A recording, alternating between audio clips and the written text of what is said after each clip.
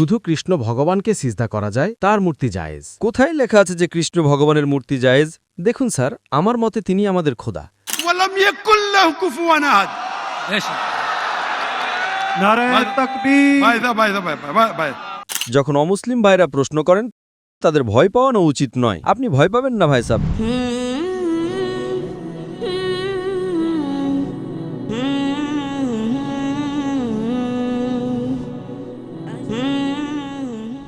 আসসালামু আলাইকুম স্যার, আমার নাম রাউল রাম। আমি আপনার কাছে একটি প্রশ্ন করতে চাই যে আমাদের ধর্ম ভুল নয়, ভুলগুলো আমরাই করি। জিনা করা আমাদের ধর্মে হারাম, মদ পান হারাম, জিনা হারাম, মানে যত ভুল কাজ আছে সবই ভুল, তাতেও লেখা আছে। আর এটা ইসলামেও আছে। এই দুটোর মধ্যে কমন তো ভালো কথা, দুই দিকেই আছে, কিন্তু এই কারণে আমাদের দোজখে ফেলে দেওয়া হবে যে আমরা শুধু কালিমা পড়ি না। অন্যদিকে আমাদের মধ্যেও সেই একই জিনিস আছে, শুধু ইবাদতের নিয়ম আলাদা। বাকি বাস, প্রশ্ন এতটুকুই। ভাই সাহেব, আপনার নাম কি? রাউল রাম। রাউল রাম একটি ভালো প্রশ্ন করেছেন। তিনি বলেছেন যে তাদের ধর্মগ্রন্থেও জিনা হারাম, যা সম্পূর্ণ সঠিক। তাদের ধর্মে মদপান হারাম বলা হয়েছে, তাও সঠিক। আপনি যদি আমার বয়ান শুনে থাকেন, হিন্দু ধর্ম ও ইসলামের সাদৃশ্য, আপনি কি সে বয়ান শুনেছেন? জি জি। আচ্ছা, সেই বয়ানে বলা হয়েছে যে হিন্দু ধর্মে দুই ধরনের ধর্মগ্রন্থ আছে। एक श्रुति और एक स्मृति। শ্রুতি মানে সেই গ্রন্থ যা ঈশ্বরের কাছ থেকে এসেছে, ঈশ্বরের কাছ থেকে। স্মৃতি হল সেই গ্রন্থ যা মানুষ লিখেছে। শ্রুতিতে আসে বেদ এবং উপনিষদ, স্মৃতিতে আসে মহাভারত, রামায়ণ, ভগবদ্গীতা, মনুস্মৃতি ইত্যাদি। আপনি যদি পড়েন ছান্দোগ্যোপনিষদে, যা শ্রুতিতে, ছান্দোগ্যোপনিষদ অধ্যায় 6 অনুচ্ছেদ 2 শ্লোক 1, नाकस्य कसिजा। ঈশ্বর একজনই, দ্বিতীয় কেউ নেই। একদম ঈশ্বর একজনই, দ্বিতীয় কেউ নেই। একদম। আপনার ধর্মগ্রন্থে লেখা আছে শ্বেতাশ্বতর উপনিষদে অধ্যায় 4, श्लोक नंबर 9, नाकस्य कसिज जनिता न पदीपा। नाकस्य कसिज जनिता न चदीपा। যার অর্থ হল সেই ঈশ্বরের কোনো পিতামাতা নেই, না মা, না বাবা, না সন্তান। ঠিক আছে। লেখা আছে শ্বেতাশ্বতর উপনিষদে অধ্যায় 4 শ্লোক 19, न तस्य प्रतिमा अस्ति। প্রতিমার শাব্দিক অর্থ হল ছবি, पिक्चर, फोटो। মূর্তি, প্রতিমা, চিত্রকলা। न तस्य प्रतिमा अस्ति। সেই ঈশ্বরের কোনো ছবি নেই, কোনো চিত্রকলা নেই, কোনো ছবি নেই, কোনো মূর্তি নেই, কোনো মূর্তি নেই, কোনো ভাস্কর্য নেই। এটি লেখা আছে যজুর্বেদের 32 অধ্যায় 3 নম্বর শ্লোকেও। न तस्य प्रतिमा अस्ति। তো আপনি যদি ঈশ্বরকে মানেন এবং ঈশ্বরের মূর্তি বানান, তাহলে তা ভুল। আপনার ধর্মগ্রন্থ অনুযায়ী কোরআনকে দূরে রাখুন, হাদিসকে দূরে রাখুন। আপনি কি মূর্তি পূজায় বিশ্বাস করেন ভাই সাহেব? আমি তো শুধু কৃষ্ণ ভগবানের মূর্তিতে বিশ্বাস করি। অন্য দেবতা আছেন, কিন্তু তাদেরকে সিজদা করা যাবে না। শুধু কৃষ্ণ ভগবানকে সিজদা করা যায়, তার মূর্তি জায়েজ। কোথায় লেখা আছে যে কৃষ্ণ ভগবানের মূর্তি জায়েজ? কোথায় লেখা আছে? দেখুন স্যার, আমার মতে তিনি আমাদের খোদা। তাই আমার মতে আমিও আল্লাহকে মানি, কিন্তু আল্লাহর মূর্তি বানানো যাবে না, তবুও আমি আল্লাহকে মানি। যদি আল্লাহর মূর্তি বানানো যায়, তবে তিনি আল্লাহই নন।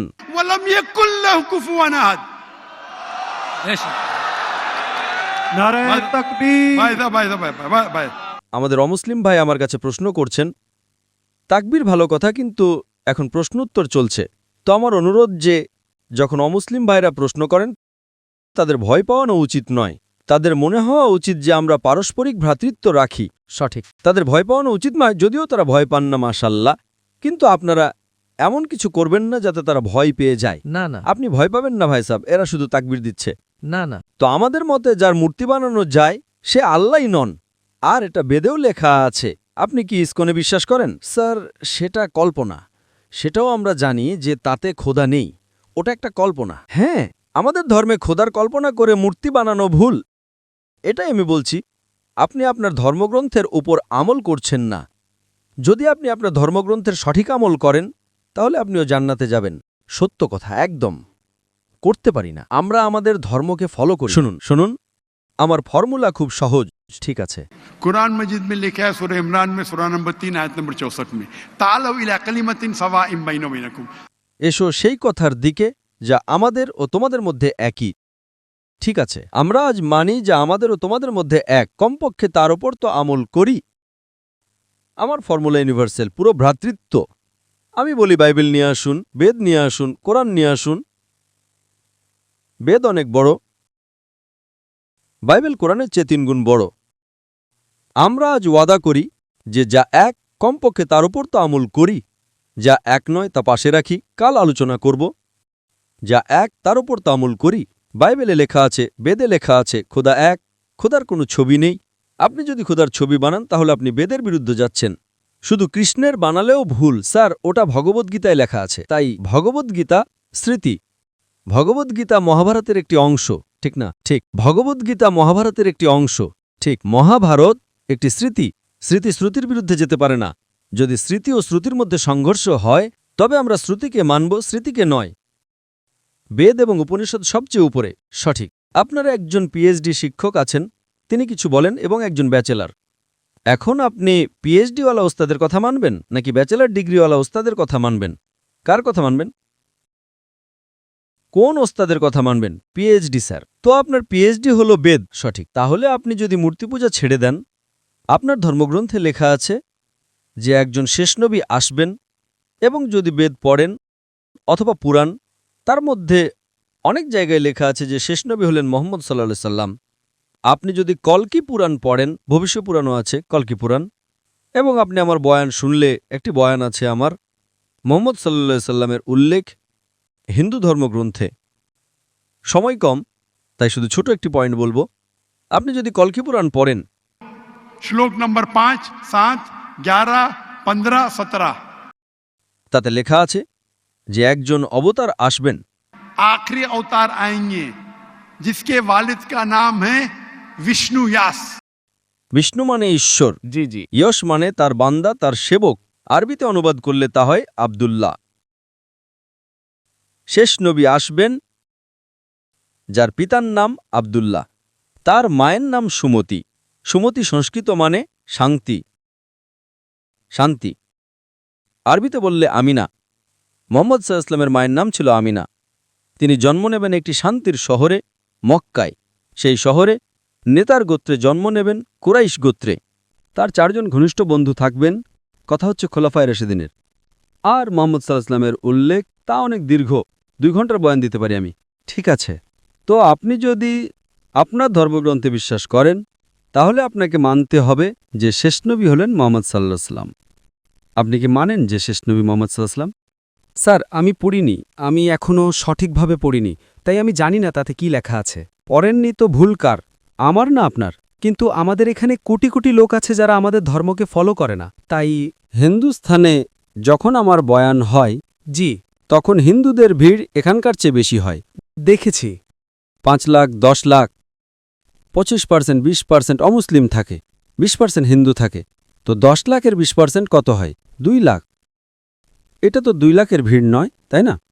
কারণ হিন্দুস্থানিরা আমাকে অনেক ভালোবাসে। জি, এবং অমুসলিমরাও ভালোবাসে।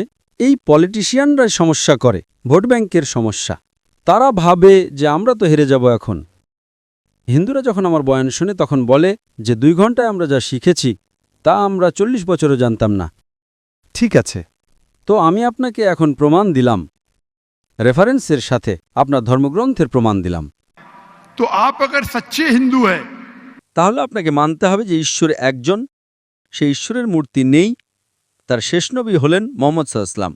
এখন কি আপনি আপনার ধর্মগ্রন্থের উপর আমল করবেন? জি, করব। যে জিনিসটা কমপক্ষে তার উপর তো আমল করুন। যা সংঘর্ষতা পড়ে, আমি এগুলো জানি, আমি বয়ান দিয়েছি। এতে লেখা আছে যে হিন্দু ধর্মগ্রন্থে মদ পান হারাম, কোরআনে লেখা আছে। সঠিক, আপনার ধর্মগ্রন্থে এটাও লেখা আছে যে শুকরের মাংস খাওয়া হারাম। সঠিক। তাহলে আপনার ধর্মগ্রন্থ কোরআনের চেয়েও কঠোর। তাতে লেখা আছে যে যদি আপনি শুকরের মাংস বিক্রি করেন তাহলে পা এবং হাত, উল্টো পা এবং উল্টো হাত কাটতে হবে। এটা কোনো হাদিসে লেখা নেই, কোরআনেও লেখা নেই। আপনার ধর্মগ্রন্থ মনুস্মৃতিতে লেখা আছে যে আপনার উল্টো হাত ও উল্টো পা কাটতে হবে যদি সে শুকরের মাংস বিক্রি করে। সঠিক। তাহলে আপনি যদি সত্যিকারের হিন্দু হন, আপনার ধর্মগ্রন্থ পড়েন। আপনার ধর্মগ্রন্থে লেখা আছে যে শেষ নবী আসবেন এবং শেষ বার্তা দেবেন। শেষ নবী হলেন মুহাম্মদ সাল্লাল্লাহু আলাইহি ওয়াসাল্লাম এবং শেষ বার্তা হল কোরআন।